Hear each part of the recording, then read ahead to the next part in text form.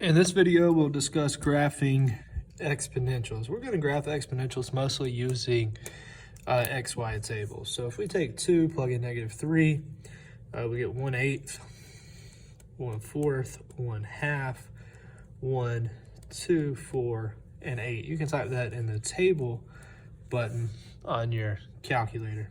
We plot those points: -3, 1/8, -2, -1, 1/2, 1, 1, 2, 2, 4, and 3, 8. We get a graph that looks something like this. There is an asymptote at y equals 0. The domain, the graph's going to go left forever. It's going to go right forever, so the domain's -infinity to infinity. The range is going to go down to 0. We're not going to go past this asymptote. We're just going to get really close to it. We're going to go up to infinity. That would be the same as y is greater than 0. The end behavior is x goes to -infinity, y goes somewhere, and as x goes to +infinity, y goes somewhere. What we're looking at here is this: as we go further and further to the left, the graph's getting closer and closer to 0. As we go further and further to the right, the graph's going up to infinity. The asymptote is y equals 0. The only thing that's going to happen with when the base changes to 1/2, it's going to be exponential decay instead of exponential growth. So my table would look a little bit different. And then we would plot those points on our graph: -3, 8, -2, 4, -1, 2, 0, 1, 1, 1/2, 1/4, and 1/8. Our asymptote would still be at y equals 0 in this case. So this would be an example of exponential decay. The domain would still be -infinity to infinity. The range, we're still getting really close to the asymptote here, and we're going up to infinity. The end behavior, as x goes to -infinity, my y values are going to +infinity, and as x goes to +infinity, my y values are getting closer and closer to the asymptote here, so that would be 0.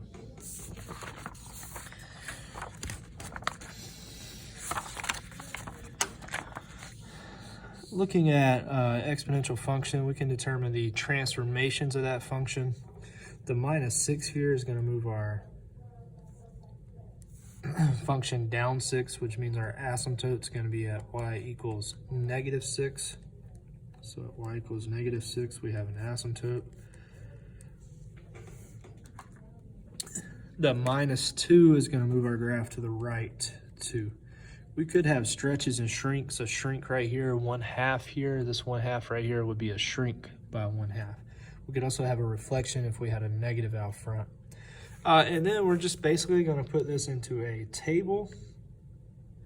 And when we type this in a table, in your calculator, whichever calculator you have, we would get the coordinate pairs that would show up on the graph. So in this case, we see on my calculator, we have some points here: -4, -5.94, -1, -5.875, 0, -5.75 might be a good point to plot. And then we have 1, -5.5 might be a good point to plot. 2, -5, 3, -4, 4, -2, 5, 2, and 6, 10 would be all good points to plot. We just got those straight from the table in the calculator. And then we draw the graph. All right, our domain, -infinity to infinity. That's going to be the same for all exponential functions. The range in this case, we get really close to -6, but don't actually touch it. And we go up to +infinity, so y would be greater than -6. In behavior, as x goes to -infinity, we're getting closer to the asymptote, which is -6. And as x goes to +infinity, the right side of the graph, we're getting closer to infinity. The x-intercept, to find the x-intercept, we set the equation equal to 0 and solve for x. So we would add 6 to both sides. We get 2 to the x minus 2 equals 6. We rewrite that as a log, so log base 2 of 6 equals x minus 2. In the calculator, we can type in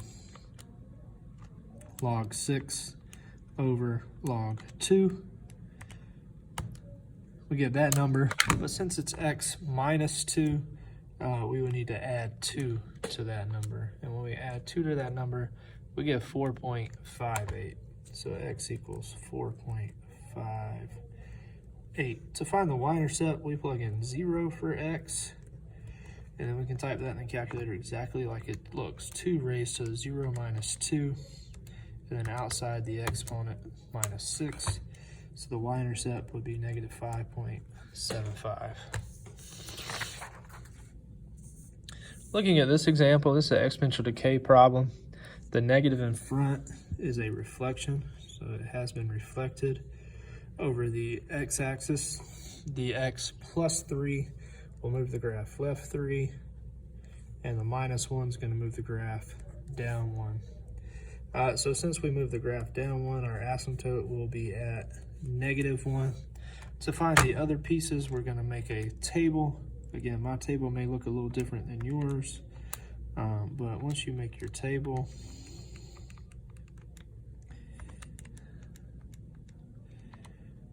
raised to the x plus 3, and then outside the parentheses minus 1. Once we make our table at this point, we went left 3, so I might want to go back up here and find these points around -3, which are going to be some pretty good points to graph. -3, -2, -4, -3, -5, -5, -6, -9. And we know we got to get close to the asymptote, but maybe we want to plot some of those points. -2 is -1.5, -1 is -1.125, and 0 is -1.125. And we get our graph, looks something like that. All right, our domain, -infinity to infinity still. The range in this case, since it has been reflected, we go down and then up to the asymptote, which is -1. That would be the same as y is less than -1. The end behavior as x goes to -infinity, our graph is also going to -infinity. We see the graph going down here. And as x goes to +infinity, y is going to the asymptote, which is -1. The x-intercept here, if you look at the graph's not going to cross the x-axis. That's pretty obvious, so we don't have any. But if we were to set up and solve the equation, we get -1/2 x plus 3 minus 1 equals 0. We add 1 to both sides, we get -1/2 x plus 3 equals 1. We divide both sides by -1.